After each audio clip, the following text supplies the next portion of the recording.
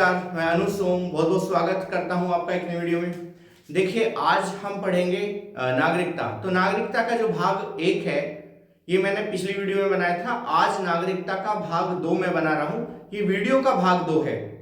Otherwise हमारे संविधान में भाग दो आर्टिकल 5 से लेकर 11 तक नागरिकता का प्रावधान करता है। तो मैं वीडियो का भी भाग दो ही बना रहा हूं और संविधान में भी नागरिकता का जो प्रावधान है वो भाग दो में ही है। तो मैं जो भाग दो बोल रहा हूँ ये मैं वीडियो के लिए बोल रहा हूँ, तो आप ये अच्छी तरीके से समझ लें। खैर, इसके बाद क्या है, देखिए पिछली वीडियो जो मैंने भाग एक बनाई है नागरिकता से संबंधित, उस वीडियो में मैंने नागरिकता किस प्रकार से प्राप्त की जा सकती है इसका उल्लेख किया था। तो भारत में 5 प्रकार से नागरिकता को प्राप्त किया जा सकता है। अगर आपने वो वीडियो नहीं देखी है तो आप वो वीडियो जरूर देख लें, क्योंकि उसी से रिलेटेड ये वीडियो है। तो ये वीडियो का भाग जो दो है, इस वीडियो के माध्यम से आज हम जो नागरिकता में आर्टिकल दिए गए हैं वे पढ़ेंगे। और साथ ही साथ अगर आपको पार्ट फर्स्ट और पार्ट सेकंड की पीडीएफ भी चाहिए तो ये पीडीएफ दोनों ही मैं आपको अपने टेलीग्राम ग्रुप पर डालूंगा, वहां से आप इसे कलेक्ट कर सकते हैं। इसका लिंक मैं वीडियो के डिस्क्रिप्शन में डाल दूंगा, तो वहां से आप लिंक को ज्वाइन करके टेलीग्राम ग्रुप को ज्वाइन कर सकते हैं और वहां से आपको अच्छी किस्म की या अच्छे लेवल की पीडीएफ ये जो लिखी हुई है ये प्राप्त हो जाएगी। तो चलिए हम वीडियो शुरू करते हैं। तो आर्टिकल 5 क्या कहता है, आइए देखते हैं आर्टिकल 5 में क्या लिखा हुआ है। तो आर्टिकल 5 के अनुसार संविधान के आरंभ पर ऐसा व्यक्ति भारत का नागरिक होगा।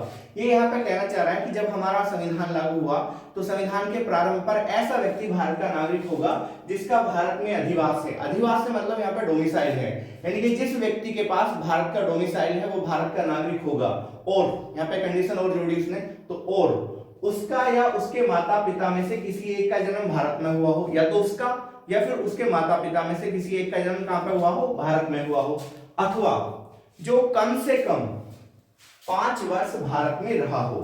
तो ऐसा व्यक्ति प्रारंभ में भारत का नागरिक माना जाएगा जिसका भारत में अधिवास है और उसका या उसके माता पिता में से कोई एक भारत में जन्मा है, या फिर जो कम से कम 5 वर्ष से लगातार भारत में रह रहा है। तो ऐसे व्यक्ति को क्या माना जाता है, भारत का नागरिक। ये इनिशियली जो हमारी संविधान में आर्टिकल बनाए गए हैं उससे संबंधित है। देखिए, इसके बाद है आर्टिकल 6 और इसके बाद आर्टिकल 7। तो आर्टिकल 6 और 7 पाकिस्तान से आए हुए भारतीयों के विषय में है।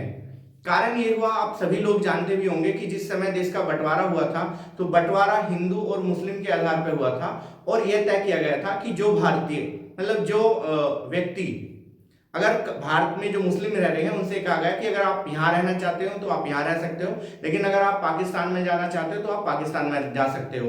इसी प्रकार जो पाकिस्तान में हिंदू रह रहे थे उनके लिए भी ये प्रावधान था कि अगर आप यहाँ रहना चाहते हो तो यहाँ भी रह सकते हो, लेकिन अगर आप भारत में जाना चाहते हो तो भारत में रह सकते हो। लेकिन जब बंटवारा हुआ तो भीषण दंगे हुए और दंगों के कारण बहुत सारे रिफ्यूजी इधर से उधर और इधर से इधर आए।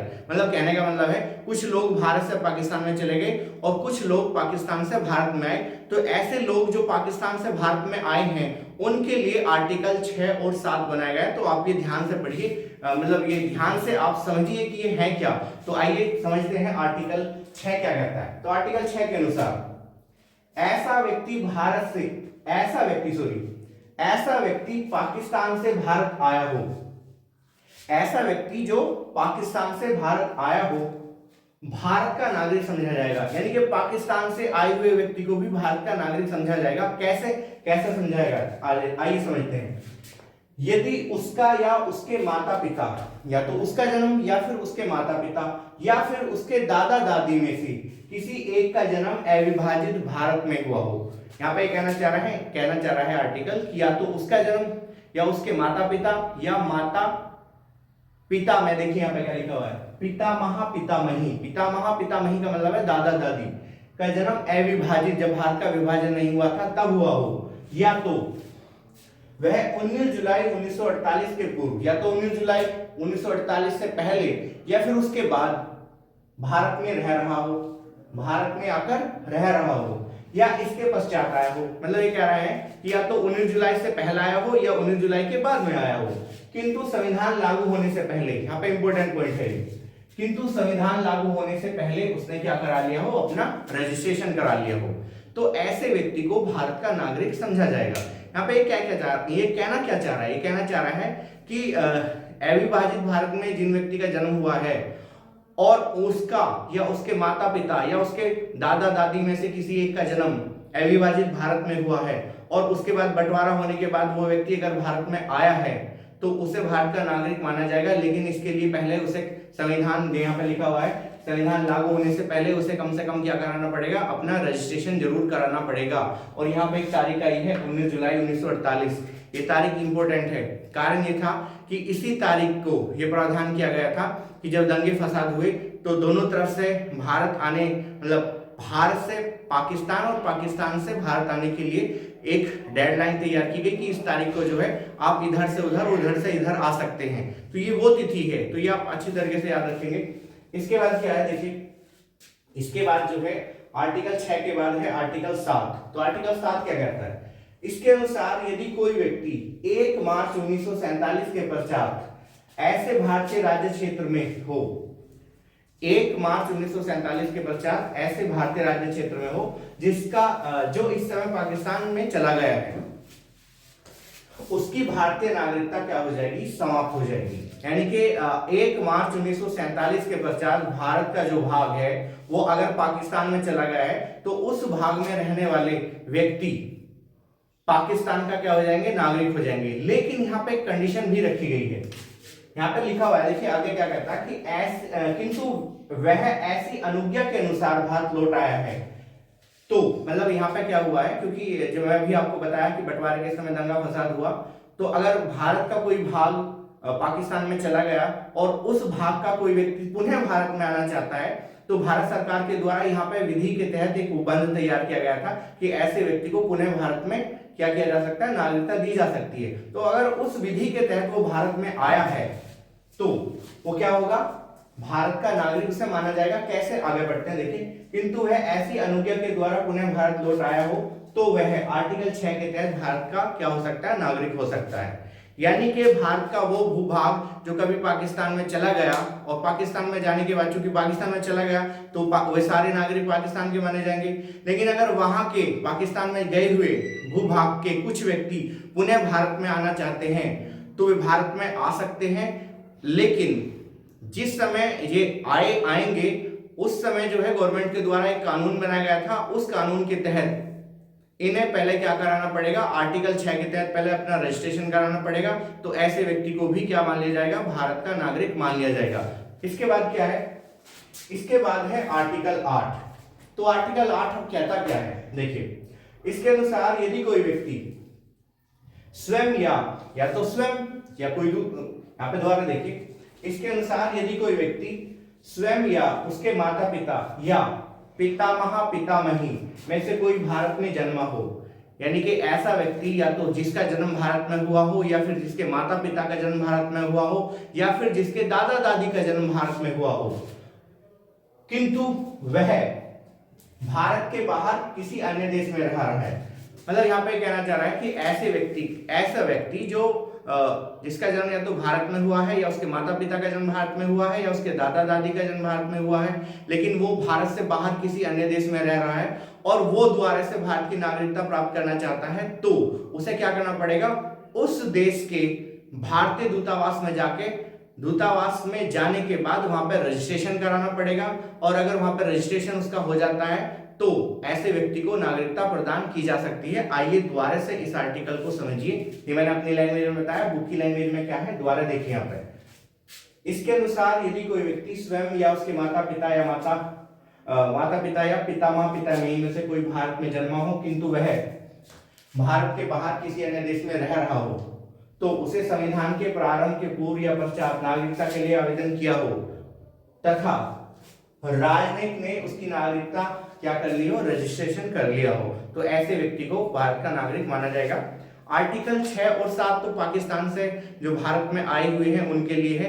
आर्टिकल 8 उनके लिए है जो भारतीय नागरिक विदेश में जाकर रहना शुरू कर दिया हो जिन्होंने, और उसके बाद वे दोबारा से भारत में क्या करना चाहते हैं, अखंड भारत का जब निर्माण हुआ, मतलब पाकिस्तान के बंटवारे के बाद जब भारत का निर्माण हुआ तो दोबारा से अगर वे भारत में आना चाहते हैं किसी दूसरे देश में, देखिए यहाँ पे इंपॉर्टेंट ये है कि पाकिस्तान भी दूसरा देश है, लेकिन चूंकि पाकिस्तान भारत से ही अलग हुआ है तो यहाँ पे ये जो प्रावधान है आर्टिकल 8 का, ये उन देशों के लिए है जो यूरोप, अफ्रीका, ऑस्ट्रेलिया या फिर अन्य महाद्वीपों में किसी कारणवश चले गए हों, लेकिन चूंकि अब भारत एक अलग नया भारत बना है, तो नए भारत के बनते समय अगर उन्हें दोबारा से भारत में क्या करना है, भारत की नागरिकता प्राप्त करनी है, तो उन्हें क्या करना पड़ेगा, उसके लिए यहाँ पे ये बताया गया है कि ऐसे व्यक्ति को क्या करना पड़ेगा, ऐसे व्यक्ति को संविधान के लागू होने से पहले या बाद में क्या कराना पड़ेगा, अपना रजिस्ट्रेशन कराना पड़ेगा। तो ये इंपॉर्टेंट है, ये मैंने भी आपको पढ़ के बताया है। इसके बाद देखिए आर्टिकल 9 है। आर्टिकल 9 के अनुसार जब कोई व्यक्ति स्वेच्छा से विदेशी राज्य की नागरिकता ग्रहण कर लेता है, तो ऐसे व्यक्ति की नागरिकता स्वयं ही क्या हो जाती है, समाप्त। यानी कि अगर सपोज करो किसी भी व्यक्ति के द्वारा भारतीय नागरिकता छोड़ के किसी दूसरे देश की नागरिकता ग्रहण कर ली जाती है, तो ऐसे नागरिक की भारतीय नागरिकता समाप्त हो जाती है। मैं कहना ये चाह रहा हूं कि अगर कोई व्यक्ति भारत से ऑस्ट्रेलिया में जाकर रहना शुरू कर दिया और उसने वहां की नागरिकता ग्रहण कर ली, तो भले ही चाहे वो भारतीय नागरिकता का परित्याग ना करे, लेकिन चूंकि दूसरे देश की नागरिकता ग्रहण करने के साथ ही भारतीय नागरिकता स्वयं ही समाप्त हो जाती है। इसका उल्लेख आर्टिकल 9 में है। तो आर्टिकल 9 यही बता रहा है, दोबारा से समझिए। इसके अनुसार जब कोई व्यक्ति स्वेच्छा से या विदेशी राज्य का नागरिक हो जाता है, तो उसकी भारतीय नागरिकता क्या हो जाती है, समाप्त हो जाती है। इसके बाद आप आर्टिकल है 10। तो आर्टिकल 10 क्या कहता है, किसी व्यक्ति की नागरिकता विधि के उपबंधों के अधीन सिर्फ संसदीय विधि द्वारा ही ली जा सकेगी।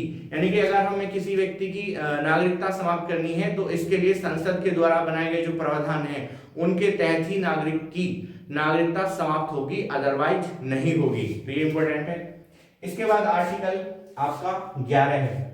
आर्टिकल 11 मैंने आपको पहले भी पढ़ाया था, दोबारा समझिए। संसद को नागरिकता के संबंध में विधि बनाने की शक्ति दी गई है। तो संसद ने इस शक्ति का उपयोग किया और 1955 में भारतीय नागरिकता संविधान संशोधन अधिनियम प्रस्तुत किया, जिसमें 6 बार संशोधन किया गया है। ये मैंने आपको पिछली वीडियो में बताया है। अगर आपने वो वीडियो नहीं देखी है तो आप जाकर देखिए, तभी ये जो है आर्टिकल जो हमारे आज यहाँ पे लिखे हुए हैं आज वाले, तभी आपको अच्छी तरीके से समझ में आएंगे। इसके बाद क्या है, नागरिकता का अंत। नागरिकता का अंत किस तरीके से होता है, देखिए यहाँ पे नागरिकता के अंत के जनरली 3 प्रावधान हैं, लेकिन 3 के अलावा अन्य प्रावधान भी हैं। अब 3 कौन कौन से हैं और अन्य कौन कौन से हैं वे आप समझिए। नागरिकता का अंत का पहला जो प्रावधान है वो है किसी अन्य देश की नागरिकता ग्रहण करने पर। जैसे मैंने भी आपको बताया है, आर्टिकल 9 में भी ये लिखा हुआ है और यहाँ भी इन्होंने दोबारा से लिखा, अगर कोई व्यक्ति किसी दूसरे देश की नागरिकता ग्रहण कर लेता है तो स्वतः ही भारतीय नागरिकता उसकी समाप्त हो जाती है। तो पहला कारण है। इसके बाद क्या है, नागरिकता का परित्याग करने पर, यानी कि अगर कोई व्यक्ति स्वेच्छा से नागरिकता छोड़ता है तो उस व्यक्ति की भी नागरिकता समाप्त हो जाएगी। इसके बाद वो कहता है तीसरा, सरकार द्वारा नागरिकता से वंचित करने पर, यानी कि अगर भारतीय गवर्नमेंट नागरिकता से किसी व्यक्ति को वंचित करना चाहती है तो वो कर सकती है। तो 3 प्रावधान के तहत भारतीय नागरिकता समाप्त होती है। अन्य प्रावधान कौन से हैं वे आप समझिए। सरकार निम्न प्रकार से भी नागरिकता समाप्त कर सकती है। तो निम्न प्रकार कौन कौन से हैं, देखिए, संविधान के प्रति अनिष्ठा दिखाने पर, यानी कि अगर कोई व्यक्ति भारतीय संविधान का सम्मान नहीं करता तो ऐसे व्यक्ति की भी नागरिकता क्या हो जाएगी, समाप्त हो जाएगी। दूसरा है युद्ध काल में शत्रु की सहायता करने पर, अगर कोई व्यक्ति युद्ध हो रहा है, अगर सपोज करो किसी देश के साथ, तो ऐसे व्यक्ति की भी नागरिकता समाप्त हो जाएगी अगर युद्ध काल में किसी विदेशी शक्ति की सहायता करता है। साथ ही साथ गलत तरीके से नागरिकता प्राप्त करने पर, यानी कि अगर किसी व्यक्ति ने डॉक्यूमेंट फर्जी दिखाए हैं या जो भी कुछ किया है, एक तरीके से गलत तरीके से नागरिकता हासिल की है, तो ऐसे व्यक्ति की नागरिकता को भी क्या कर दिया जाएगा, समाप्त कर दिया जाएगा। साथ ही साथ यहाँ पे अगले प्रावधान में आपको ऐसे ही बताता हूं, इसमें कहा गया है कि जिन व्यक्तियों के द्वारा 5 साल में, मतलब जिन व्यक्तियों के द्वारा जिन व्यक्तियों ने रजिस्ट्रेशन के द्वारा नागरिकता हासिल की है और वे 5 साल से भारत में रह रहे हैं, और ऐसे नागरिकों को किसी विदेशी शक्ति के द्वारा 2 साल की क्या हुई है, सजा हुई है, तो ऐसे नागरिकों की भी नागरिकता भारत सरकार समाप्त कर सकती है। साथ ही साथ अगर कोई भारतीय महिला किसी विदेशी पुरुष से शादी कर सकती है, अगर कोई भारतीय महिला किसी विदेशी पुरुष से शादी करती है, तो ऐसी महिला की भी नागरिकता क्या हो जाएगी, समाप्त हो जाएगी। तो ये था हमारा नागरिकता का प्रावधान। देखिए, नागरिकता का प्रावधान से संबंधित कुछ फैक्ट अभी और भी हैं, तो ये आज मैं नहीं कराऊंगा, ये कराऊंगा मैं अगली वीडियो के माध्यम से। तो आज के लिए इतना ही, धन्यवाद।